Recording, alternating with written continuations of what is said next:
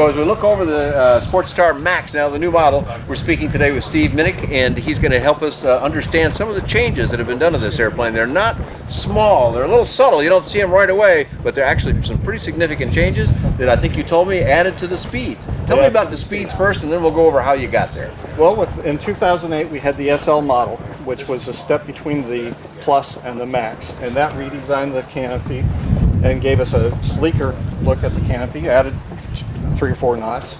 It also gave us the Canadian rollover, or the composite rollover strength. The roll bar kind of thing. Roll bar capable, okay. To meet the Canadian rollover standards, and also just a safety and a standardization and production level. Then, as we moved to the Max, we added the vortex generators. Okay, right down here, we've got a whole line of them all the way down the wing, it looks like. Both wings. That's significant to us because previously the airframe's always been capable of the additional weight, but we would be just outside the clean stall limits of the light sport. I see. So adding the vortex generators helped you get down to the stall numbers so that you could actually bump the weight a little bit. Right. It actually drops a full 1320 loaded under the Plus would stall at 46 knots, just 1 knot above the light sport limit. With the vortex generators, it drops that same load down to 38 knots. Excellent. So that's a very slow. I knew it was when I flew the airplane, it had a very slow stall, but that's even slower. Right. I'm also noticing some nice changes up here. Before you had a portion of this, the canopy flips forward, of course, and this portion kind of came up, and in my humble opinion, it interfered a little bit with the ability to get in here. Dave, in your camera, you can show this section here comes off so you can get in and really work on the panel, and that's a great feature, but it was a little cumbersome before, and now it's much neater. Tell us how this works, Steve. It's much more streamlined. It has screw attachments. This was brought in. It used to have a rubber seal. Right, there was kind of a seal right in here. You could see it easily. There was a step. Now there's no step. It's smoothed into the panel, and it allowed us to come around and give us this nice clean so that there's absolutely no interference when we pull this panel off. It allows us to have full access to the back of the avionics, look at the right down on the rudder pedals, work from that, and the firewall pass-through. So no crawling underneath the panel and trying to reach up overhead and do stuff. Absolutely not. That's pretty cool. And another thing, we have Milan Mach here from Evektor Technique in the Czech Republic, and he told me that the firewall has come up, I believe you said about 1.5 inches, and that has made the panel it's a little shorter now, but a little taller, which is actually very conventional in aviation, but that also helped in this whole process of smoothing out this canopy, didn't it? Absolutely.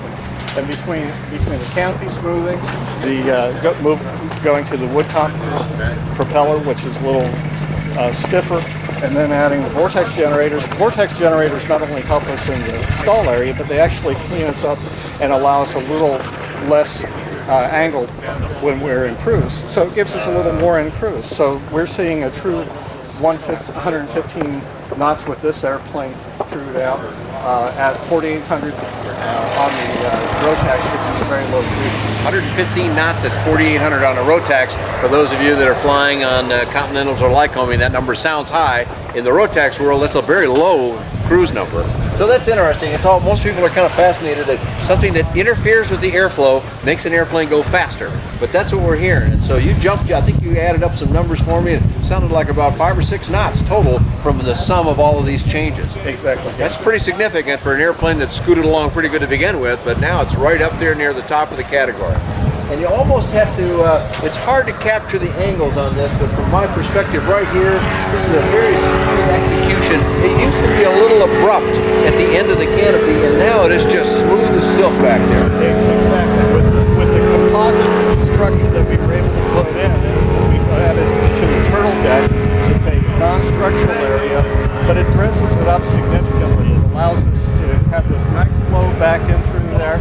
It keeps the airflow nice and smooth, and that also adds to that 3 or 4 knots. Sure, I can imagine that when it was abrupt before, you created some turbulence right behind that, which would slow the airplane down a little bit. Exactly. And I think actually that came about from the first widening of the cockpit from the old Eurostar. Right. That wasn't a Eurostar that came in first, but I know that's the airplane in Europe.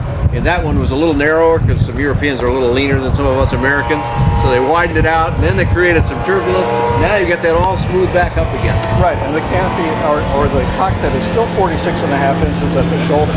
So you and I are very comfortable. It's wider than the 172 as an example, and, which seems to be the industry standard. Yeah, to it's kind measure of other everybody's been in a 172 at one time or another, it seems. So here we've got about almost 8 inches wider than a 172, and you weren't implying I'm one of those big Americans, were you? I'm No, just sir. kidding. I'm just kidding. But if you are a larger guy, that's fine. You're going to fit in this airplane pretty nicely, and it's going to go faster. How do you do that? That's kind of magical. Very cool.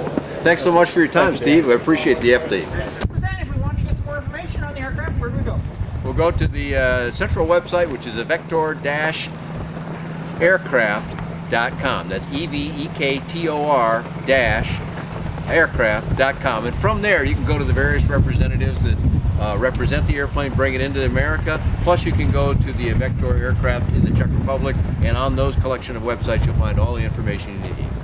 And do you have a flight report on this aircraft? I have done a report, not on the Max, I'm still looking for that opportunity, but I have a report on the Sportstar. You can find that on bydanjohnson.com or bydanjohnson.com.